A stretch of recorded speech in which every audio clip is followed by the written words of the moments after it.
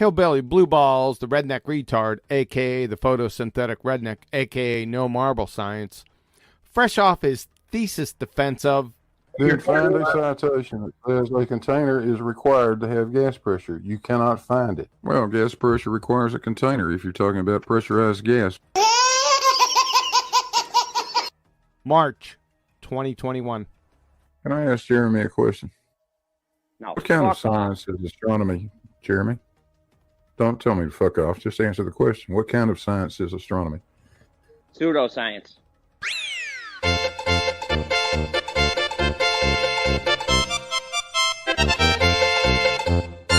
Correct. No, it's called observational science. Observational science? Isn't that painfully redundant? Since the first step of the scientific method is observe a natural phenomenon, leading to a logical fallacy, fallacy of composition, also known as faulty induction. Description: inferring that something is true of the whole from the fact that it is true of some part of the whole. With observational science, observation is part of the whole, but not the whole of science, i.e., the scientific method. You still have hypothesis construction and the actualization thereof. Experiment. Let's have a little look-see here. Observational science. There's only one source I can find. That's troubling. It's from yourdictionary.com. Okay? It says the definition of observational science is a field of science where controlled observations cannot be done in order to study causes and effects. Scientific studies are simply done through the observation of nature taking its course and recording the findings over time. It gives examples of observational science: astronomy, sociology, economics, and epidemiology. Beneath the huge advertisement, it also has paleontology and geology. Let's take a look at the first part of this definition. Observational science is a field of science where controlled observations. What do they mean by that? Controlled observations, like you got blinders on, or you got electrodes on your eyelids, and you plug it in and they open up your eyelids and they're controlled, and then you pull the plug and they turn them off? What the hell is that? Who knows? Controlled observations can't be done in order to study causes and effects. Well, that's not natural science. Hypotheses and experiments are purely cause and effect relationship moieties. So it's pseudoscience. If these guys go masquerading around as science, then they're pseudosciences by definition. The second part of this definition: scientific studies are simply done through the observation of nature taking its course and recording the findings over time. What? And they put astronomy with sociology and economics, social sciences, nature taking its course in sociology. Could you show me that? How about nature taking its course in economics?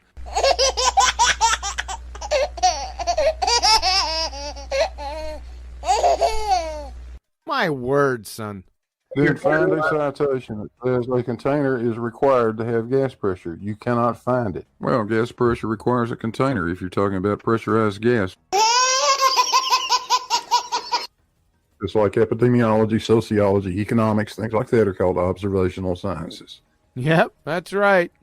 You forgot to scroll down underneath your dictionary source and catch a hold of paleontology and geology train wrecks in your observational science dumpster fire. Do you know what that means, Jeremy? It means it's pseudoscience because you're not going to follow the scientific method. Correct. No. Yeah. Yes. It means... Yeah, laugh it up there, funny boy. It means it's a field of science where controlled observations can't be done in order to study causes and effects. Yeah, exactly. The prosecution rests. The scientific method's sole purpose is to elucidate cause and effect relationships. You just admitted that these clowns can't do cause and effect. Ergo, pseudoscience. by definition. Thanks. It's also fallacious, as we identified. That's what observational science is. Yeah, pseudoscience. We already established that. Also, Professor Blueballs, does your dictionary observational sciences only conduct observational studies? The answer is yes. From Hinkelmann, Klaus, Kepthorne, Design and Analysis of Experiments, Volume 1, Introduction to Experimental Design. Observational studies are not experiments. Oh, son of a... That's gonna leave a mark. By definition, observational studies lack the manipulation required for Baconian experiments. Fatality. In addition, observational studies, for example in biological or social systems, often involve variables that are difficult to quantify or control. Moreover, there are 3 types of observational studies: case control, cross-sectional, and cohort studies. Let me ask you a question. Can you give me the case control, cross-sectional, or cohort study in astronomy?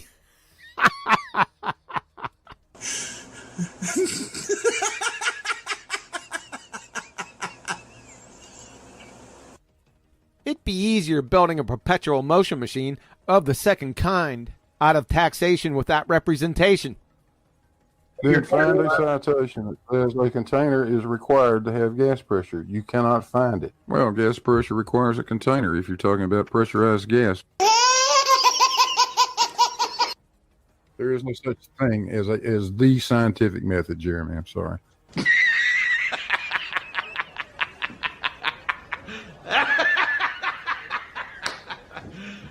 You serious? Jeez, Hillbilly. You lost your photosynthetic redneck mind? That's rhetorical. We'll just do 10 out of 185 million. We want to get out of here this century.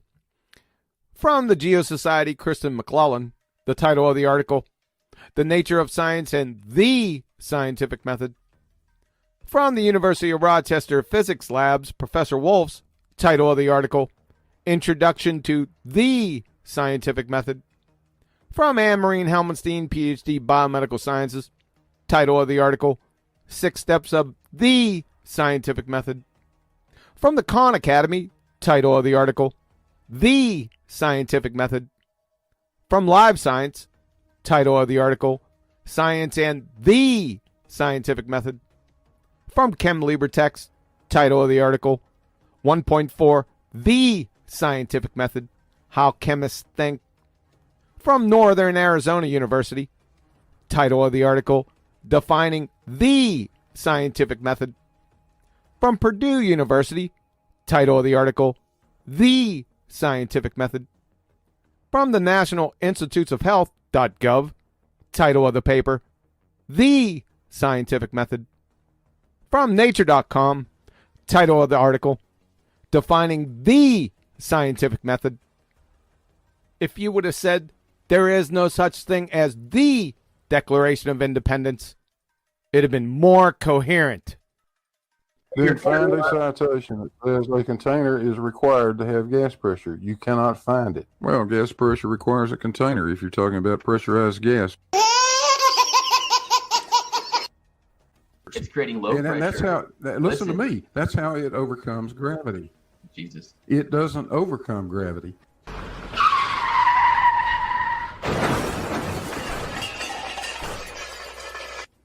So, let me get this straight.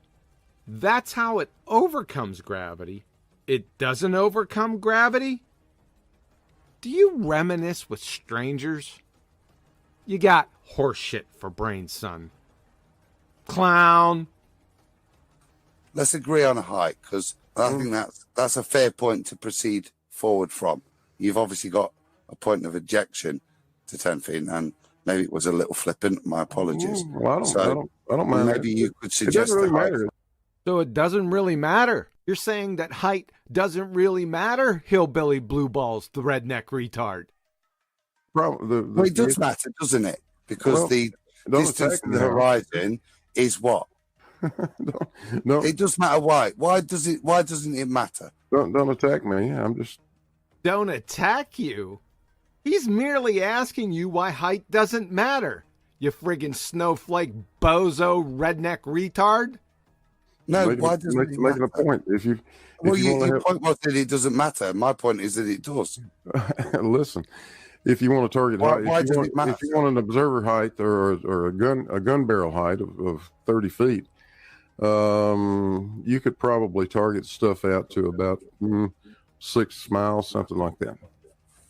So why doesn't the observer height matter when targeting? It doesn't matter because You they made use that radar, statement. which Tears, is please. like No interruption, Tears. 50 or 60 feet up. You know what I mean? Tears, And it's we a got parabola flying Adam over the and Blue horizon. having a combo here. Adam and Blue, please. You could see a target on the horizon at about 6 or 7 miles from 30 feet, from a 30-foot observer height or gun barrel height, laser So height. why does not the observer height not matter when you're painting a target, when you're observing it across a geometric board of radius? I didn't say it didn't matter. Oh, really? So you didn't say it didn't matter? Do you even know your own name? Or where you're at? You double-speaking Muppets. You just said it didn't matter about 20 seconds ago. Let's have a listen. It doesn't really matter. It doesn't really matter. You said clearly it doesn't really matter. Did I? You did, sir. That's why I felt the need to address it so we could proceed. I don't believe I said that. So you don't believe you said that? Really? Well, let's have another listen. It doesn't really matter. It doesn't really matter. It doesn't really matter. It doesn't really matter. Oh, it does matter, the observer height. Of course it matters. It It doesn't really matter. It doesn't really matter. It doesn't really matter. It doesn't really matter. Oh, it does matter, the observer height. Of course it matters. Wow. It's well past time for you to head back to the Blue Tick Coonhound Kennel, or your true vocation, picking up cans alongside of the road. Supervised! Then find a citation that says a container is required to have gas pressure. You cannot find it. Well, gas pressure requires a container if you're talking about pressurized gas. You said you're doing an experiment. I just want to know what experiment it is. Would you have more detail? You don't know that I'm doing Cavendish. What? Cavendish never performed a scientific experiment, Professor Hillbilly. He didn't have a viable dependent variable. Ergo, no hypothesis. Therefore, no experiment. Check the original paper. You'll find nada. Zippo. Number 2. Why are you performing a non-experiment from a 106-year-out-of-date pseudoscience, Hillbilly? From Douglas Klein, Professor of Physics, via Phys Libre text. Newton's 2 crowning achievements, the laws of motion and the laws of gravitation that had reigned supreme since published in the Principia in 1687, were toppled from the throne by Einstein. So, it's well past time to get up to date with a new hotness, Einstein's general theory of relativity from 1915, and start performing bendy space-time experiments. And what's your hypothesis? Attracts mass. Sorry? What's your hypothesis? Mass attracts other mass. So, your hypothesis is, given mass, then mass will attract other mass, right? That's not a scientific hypothesis, Professor Blueballs. That's a circular banjo-do-si-do begging the question fallacy train wreck. You'd fail 5th grade general science and the 60-level basic reasoning course. By the way, what's mass? Mass is simply the resistance to acceleration. Do you know that? No. That's inertia. But we'll roll with it anyway. So let's take the definition you provided and substitute the definition for the word, mass. You said mass is the resistance to acceleration. So your hypothesis actually is, given the resistance to acceleration, the resistance to acceleration will attract the resistance to acceleration. Air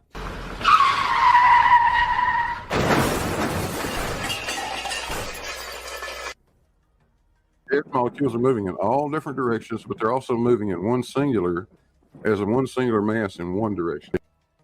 So gas molecules are moving in all different directions and at the same time moving in one singular resistance to acceleration direction?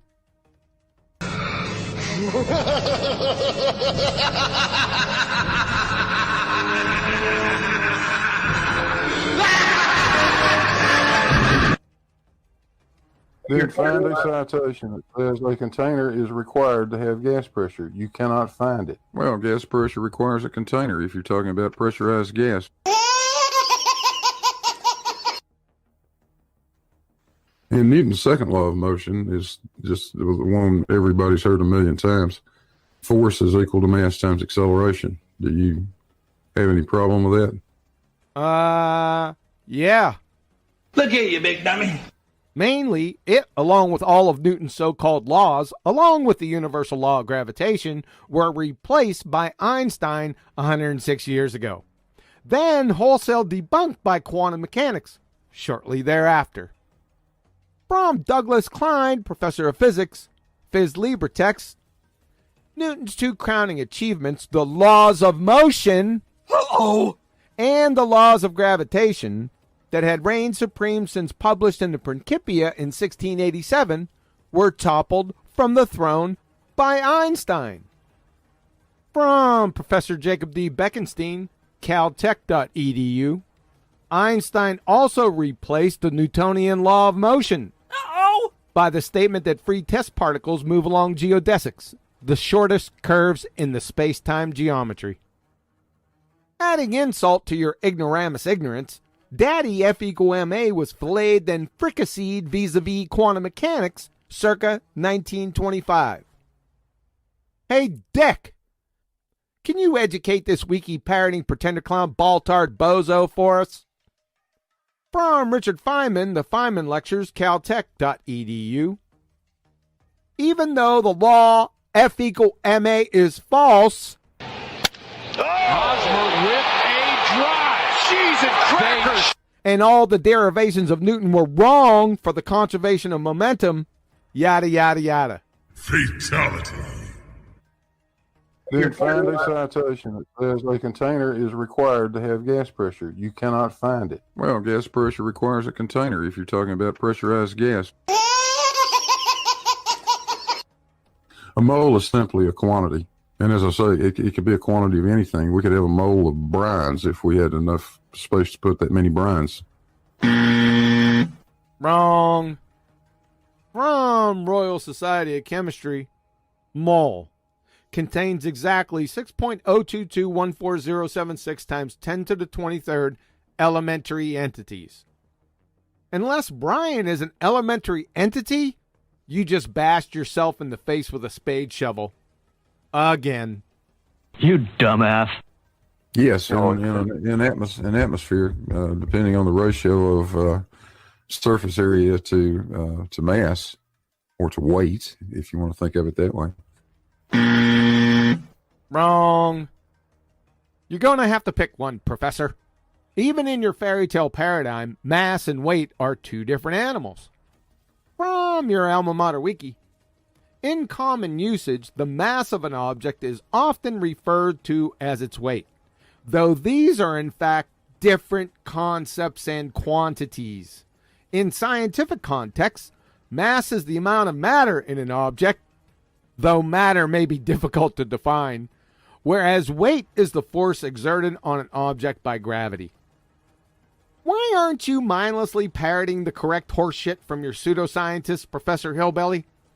Then find a citation that says a container is required to have gas pressure. You cannot find it. Well, gas pressure requires a container if you're talking about pressurized gas. And the force you're speaking about is gravity, is it not? Yes. Why is it then that Albert Einstein, over 100 years ago, stopped calling gravity a force, and he called it an effect due to the curvature of space-time by matter? Well, it is. That's exactly what it is.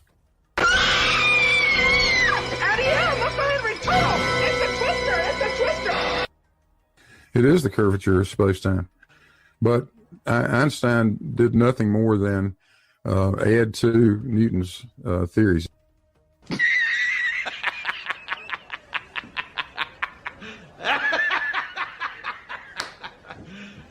you serious? Yeah, because he's Dunning batshit Kruger. Number one, Newton never even proposed a scientific theory in his life. Number two, if Einstein added to Newton's theories, he would have subtracted special relativity. Why? Well, the universal law of gravitation violates special relativity.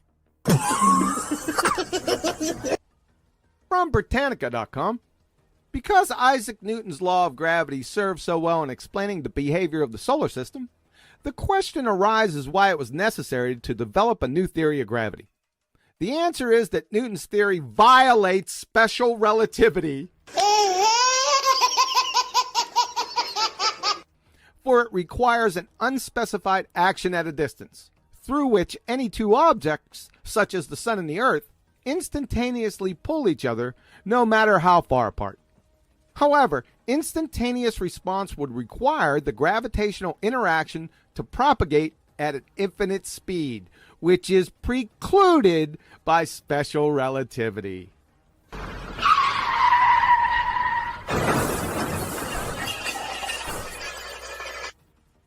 From Professor John D. Norton, Department of History and Philosophy of Science, University of Pittsburgh. Newton's celebrated theory of gravitation presumed instantaneous action at a distance. The sun now exerts a gravitational force on the earth, now with a magnitude set by Newton's inverse square law. From Professor John D. Norton, Department of History and Philosophy of Science, University of Pittsburgh. Newton's celebrated theory of gravitation presumed instantaneous action at a distance. The sun now exerts a gravitational force on the earth, now with a magnitude set by Newton's inverse square law. The key part was the now. If the sun were to move slightly, the resulting alteration in the force it exerts on the earth would be felt by us instantaneously, according to Newtonian theory. That means that Newton's theory depends upon the notion of absolute simultaneity. A change there is felt here at the same moment. However, Einstein's 1905 theory had banished absolute simultaneity from physics. Oh, son of a... That's gonna leave a mark. Because every molecule of gas is being subjected to an acceleration of 9.8 meters per second toward the Earth. Yeah. I'd say there's a better chance of Liberace being resurrected sporting a purple tutu and jumping on a chartreuse hobbled unicorn and riding around the Sombrero Galaxy.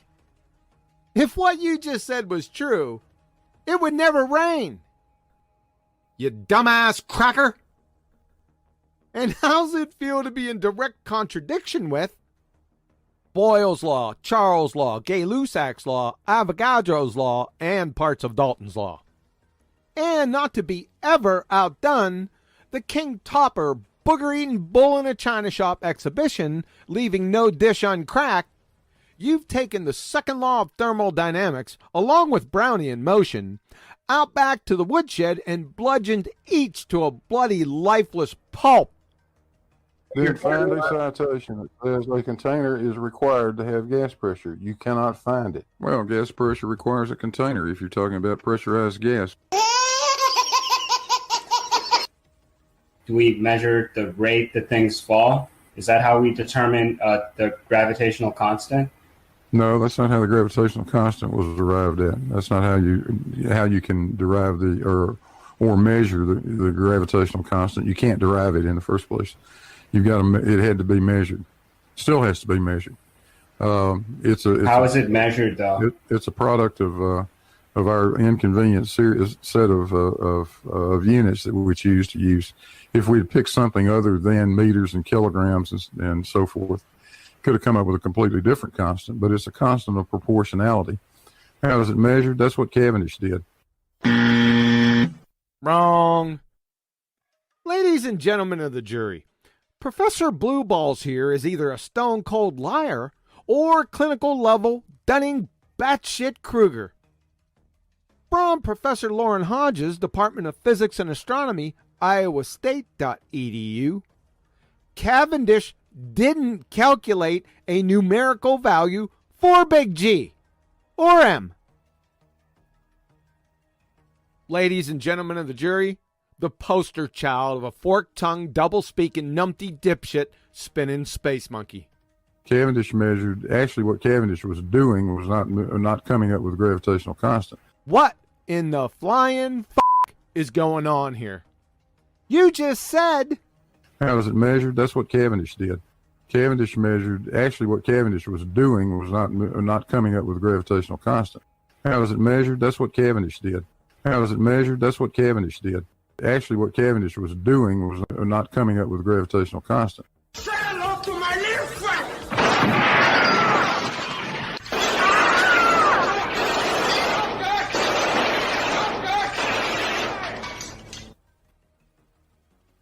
Cavendish came up with the mass of the weight of the Earth. He was looking to determine what the mass, the weight of the Earth, is. Remember this, ass clown. From Professor Lauren Hodges, Department of Physics and Astronomy, iowastate.edu, Cavendish didn't calculate a numerical value for big G. Or M. How about this one, dumbass? Even in your fairy tale paradigm, mass and weight are two different animals. From your alma mater wiki. In common usage, the mass of an object is often referred to as its weight, though these are in fact different concepts and quantities. In scientific contexts, mass is the amount of matter in an object, though matter may be difficult to define, whereas weight is the force exerted on an object by gravity. And finally, now let's not forget what this window licker said. Cavendish came up with the mass of the weight of the Earth. Fatality. From Philosophical Transactions of the Royal Society of London, Volume 88, 1798, pages 469 to 526.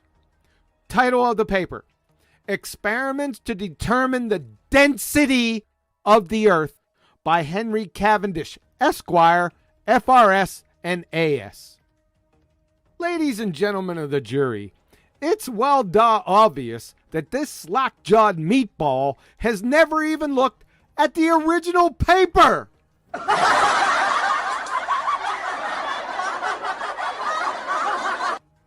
Ay, caramba! Yet, you knew that the butane was denser, was a more dense gas than the air that was already inside of it. Yeah. Yeah, I know what you're saying, Brian, and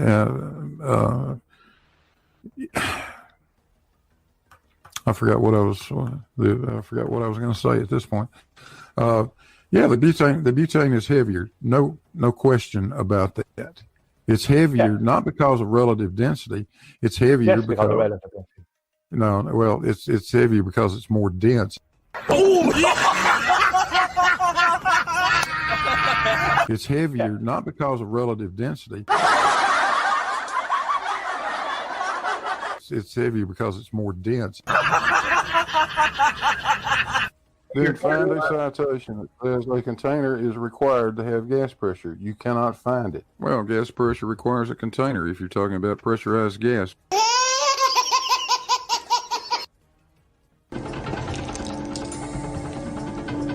Prepare yourself.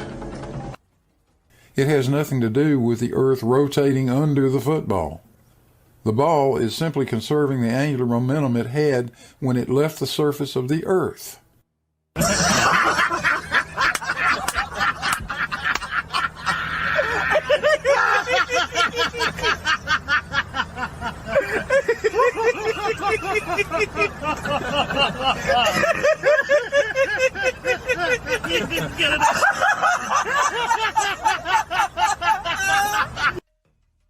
Ladies and gentlemen of the jury, this ass clown retard of the ages is clinical level Dunning batshit Kruger insane.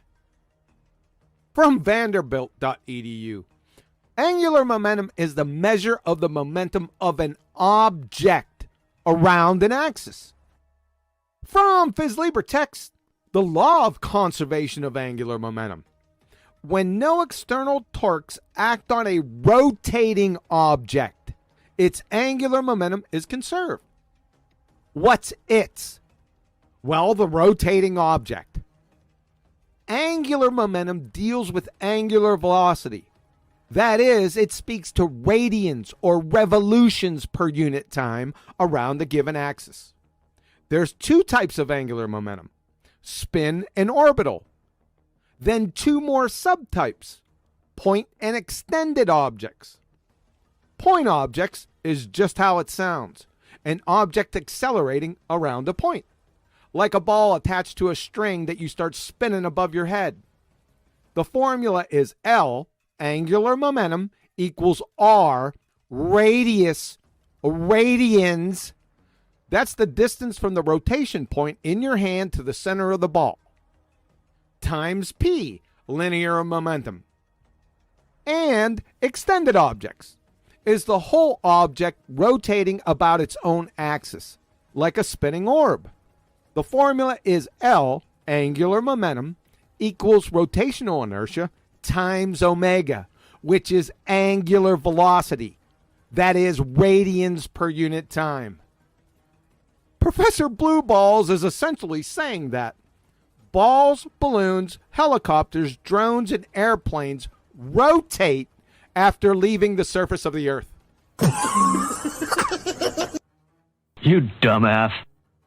Look, Ma, the balloon's rotating about its center axis. Or, look, Ma, the hovering helicopter is orbiting the Earth. You dumbass cracker. Listening to this retard photosynthetic redneck is tantamount to listening to Mr. Magoo giving the keynote address at a metabolic pathway convention. Moreover, check this out.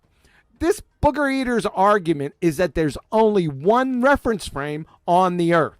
It is one non-inertial reference frame. That's where Coriolis takes place, not two reference frames.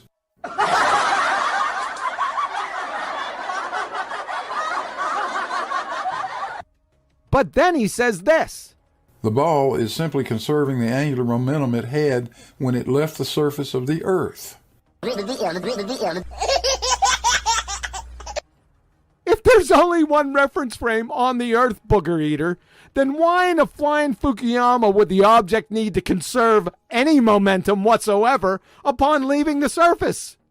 It hasn't entered another reference frame. According to your dumbass, there's only one. Oh, son of a... That's gonna leave a mark. Ladies and gentlemen of the jury, let's take a closer look at this again. From Phys Libertex, the law of conservation of angular momentum. When no external torques act on a rotating object, its angular momentum is conserved. The law of conservation of angular momentum would never need to be described without an inertial reference frame, because there'd never be a case where external torques would even exist. The concept of momentum conservation comes from and is a direct consequence of Newton's third law. From Boston University, Department of Physics. A good question to ask is, do Newton's laws apply all the time? In most cases they do, but if we're trying to analyze motion in an accelerated reference frame, while we're spinning around would be a good example, then Newton's laws are not valid. Now I've done it. I've cut the dickens out of my finger. Well, a reference frame in which Newton's laws are valid is known as an inertial reference frame. Oh, yeah. So that then begs the question, Professor Blue Balls. How can we even describe the conservation of angular momentum without an inertial reference frame? It is one non-inertial reference frame. A reference frame in which Newton's laws are valid is known as an inertial reference frame. It is one non-inertial reference frame. You, sir, are what we call in the industry a dizzy dumb fuck. Psst. You will never, ever recover.